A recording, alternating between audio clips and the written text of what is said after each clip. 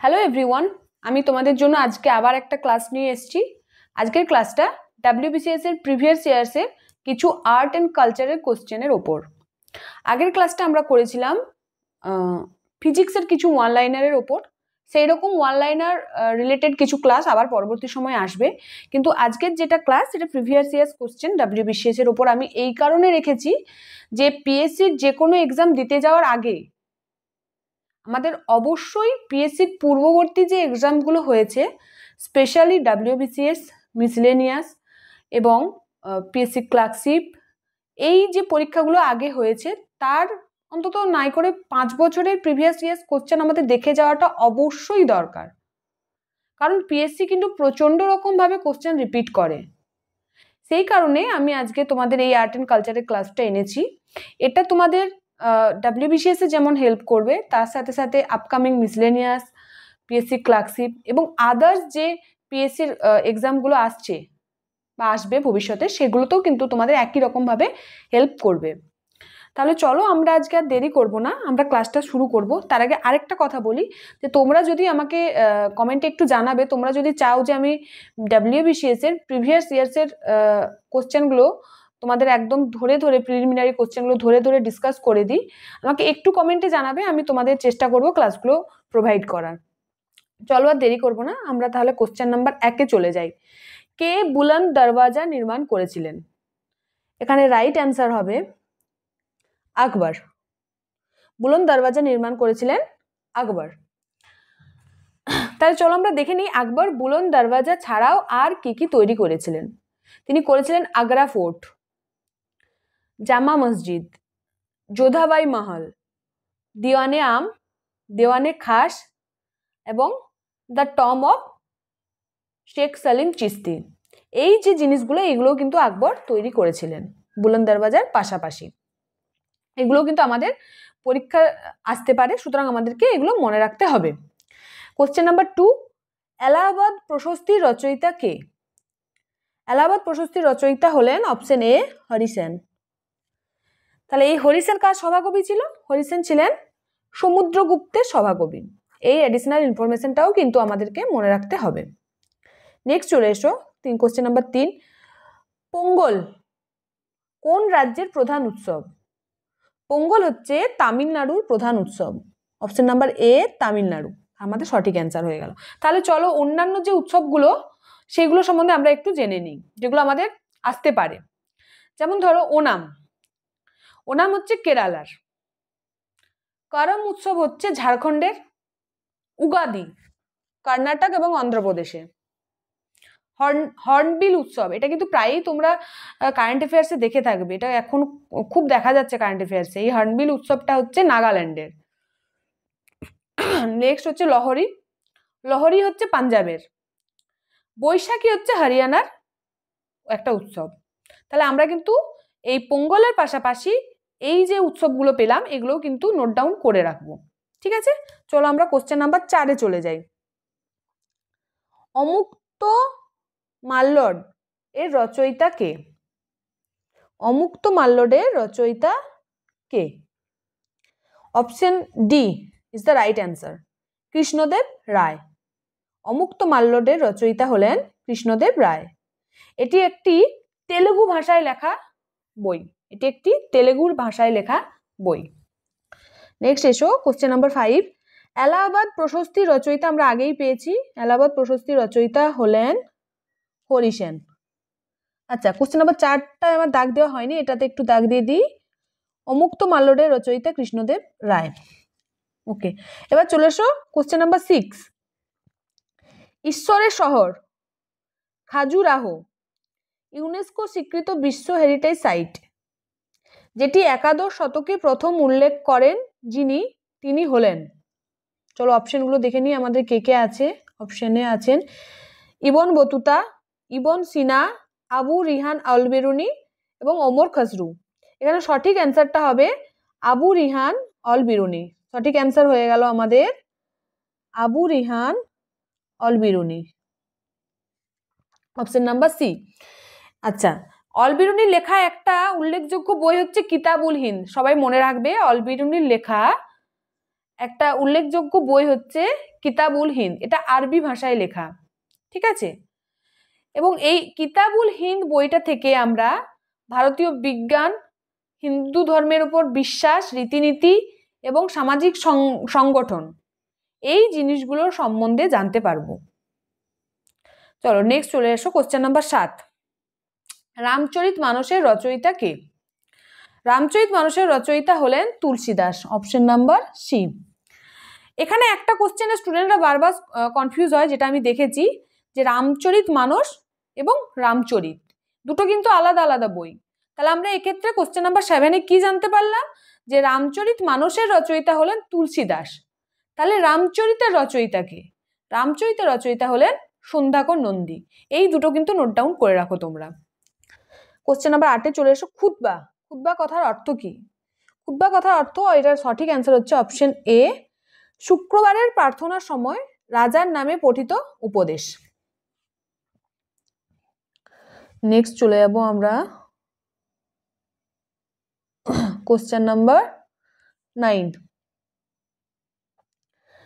নিম্নলিখিত কোন উপজাতি ভাষাটিকে পশ্চিমবাংলায় সরকারি ভাষা হিসাবে অনুমোদিত হয়েছে, যেটিকে ইউনেস্কো দ্বারা বিপন্নপ্রায় ভাষা হিসাবে ঘোষণা করা হয়েছে? এটার অ্যান্সার হবে কুরক। এটা আনসার অপশন বি, কুরক। তারপরে চলে আসো question number 10। The spirit of Islam বইটির লেখক কে? দ্য স্পিরিট অফ ইসলাম বইটির লেখক হলেন option number C, Syed Ameer Ali. এটা হচ্ছে রাইট অ্যান্সার। চলো আমরা এবার কোশ্চেন নাম্বার 11-এ চলে যাই।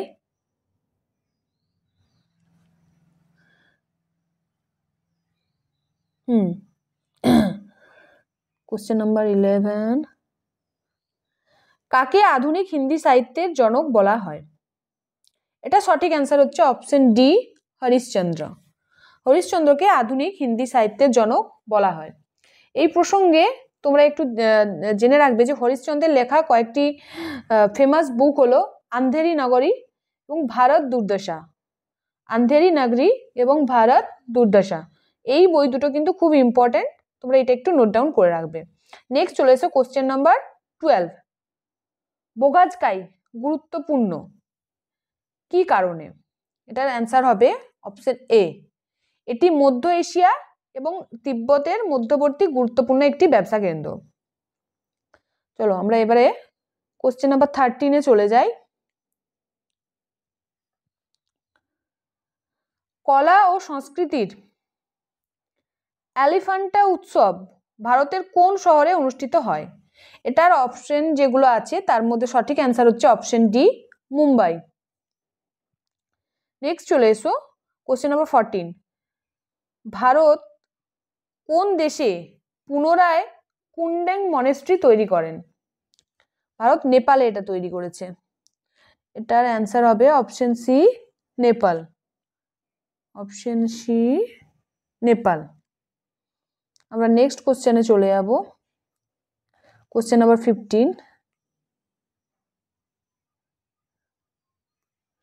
একটি 100 বছর পুরনো ক্লাসিক পাঞ্জাবি কবিতা ইংরেজিতে রূপান্তরিত করেন, যেটিতে জালিয়ানওয়ালাবাগের হত্যাকাণ্ডকে খুনি বৈশাখী হিসাবে অভিহিত করা হয় এবং এটি আবুধাবিতে শুভ উন্মোচন হয়।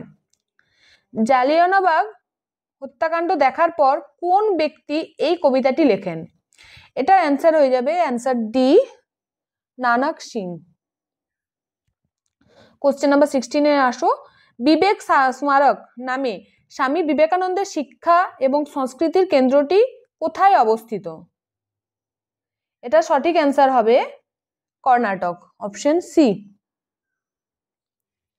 নেক্সট এসো কোশ্চেন নাম্বার 17। কোন সালে হাওড়া ব্রিজ খোলা হয়? কোন সালে হাওড়া ব্রিজ খোলা হয়? এটা হবে 3 ফেব্রুয়ারি 1943-তে, অপশন সি। তার মানে এখানে আমাদের option C.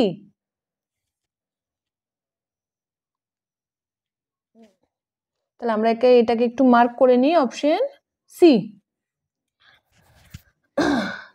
Question number 18। Satyajit রায়ের প্রথম সিনেমা পথের পাঁচালী কবে মুক্তি পায়? এটা আমাদের অ্যান্সার হয়ে যাচ্ছে অপশন বি, 1955। আচ্ছা, এই প্রসঙ্গে তোমাদের আরও কিছু অ্যাডিশনাল ইনফরমেশন দিচ্ছি, যেটা তোমরা প্লিজ নোট ডাউন করে নাও। এটা হচ্ছে গিয়ে যে আমরা প্রত্যেকেই পণ্ডিত রবিশঙ্করের নাম শুনেছি। উনি হলেন একজন বিখ্যাত সেতার বাদক। ওনার সেতারের শব্দই কিন্তু আমরা এই পথের পাঁচালী সিনেমায় পাই। ঠিক আছে, এটা কিন্তু মনে রাখবে। নেক্সট আরও কিছু পয়েন্ট নোট ডাউন করো, যেটা হচ্ছে কি যে সত্যজিৎ রায় ভারতরত্ন পেয়েছিলেন 1992 সালে। ঠিক আছে, এবং he is the first Indian to get the Oscar for life time achievement in cinema. Okay, he is the first Indian to get the Oscar for life time achievements in cinema. এটাও তিনি 1992-তে পেয়েছিলেন।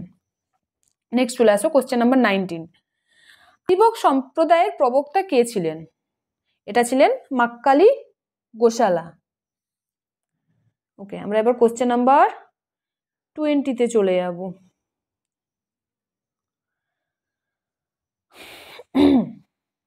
Question number 20-তে আছে, দেখো,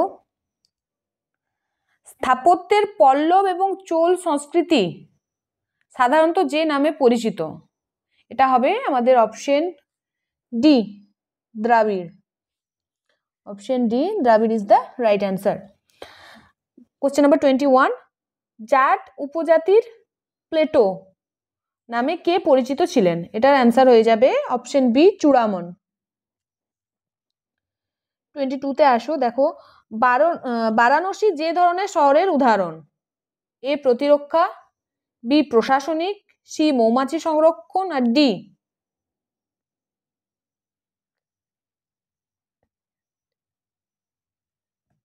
ডিতে আছে, এক second, ইক্লেসিয়াস্টিক্যাল। এটার মানে হচ্ছে ধর্মীয়। তাহলে আমরা সবাই জানি বারাণসী একটি ধর্মীয় শহর, তাহলে অপশন নাম্বার ডি। ওকে, এবার কোশ্চেন নাম্বার 23। কোন রাজ্যের বেশিরভাগ মানুষ কিন্নাউরি ভাষায় কথা বলেন? এটা অ্যান্সার হয়ে যাবে, কি হবে বলো? হিমাচল প্রদেশ। Option B, Himachal Pradesh. তারপর নেক্সট 24। ভারতের কোন লঘু সম্প্রদায়ের মানুষরা জরাথুস্ট্রের অনুগামী? এটা আমরা সবাই জানি, এটা Parsi. Option B, Parsi is the right answer. Next চলে আসো কোশ্চেন নাম্বার 25। লেপচা, অসমীয় ও ভুটিয়া কোন ভাষা সম্প্রদায়ের অন্তর্ভুক্ত?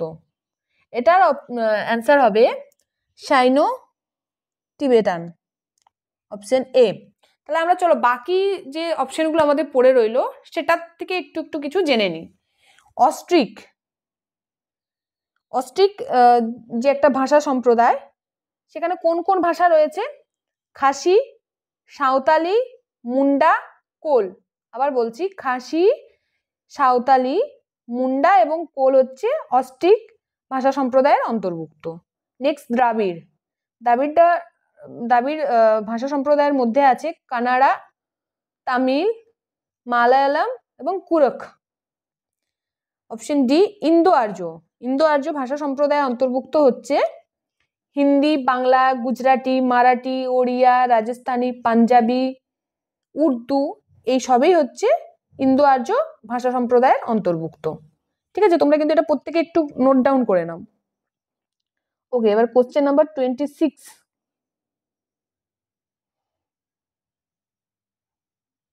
দক্ষিণ ভারতের টোডা উপজাতির মূল কাজ কি? এটা হবে অপশন বি, মেষ পালন, রাইট অ্যান্সার। নেক্সট চলে আসো, কোনটি উত্তর পূর্ব ভারতের উপজাতি? এখানে সঠিক উত্তরটা হবে অঙ্গামী। অঙ্গামী হলো উত্তর পূর্ব ভারতের একটি উপজাতি। তাহলে আজ মোটামুটি আমি তোমাদের 2019 অবধি যে আর্ট অ্যান্ড কালচারের কোশ্চেনগুলো আছে, টোটাল 27টা হলো আমাদের। তো 22 থেকে 22 তার সাথে 21, 20 এবং 19, এই টোটাল 4 বছরে আমি কিন্তু করিয়ে দিলাম।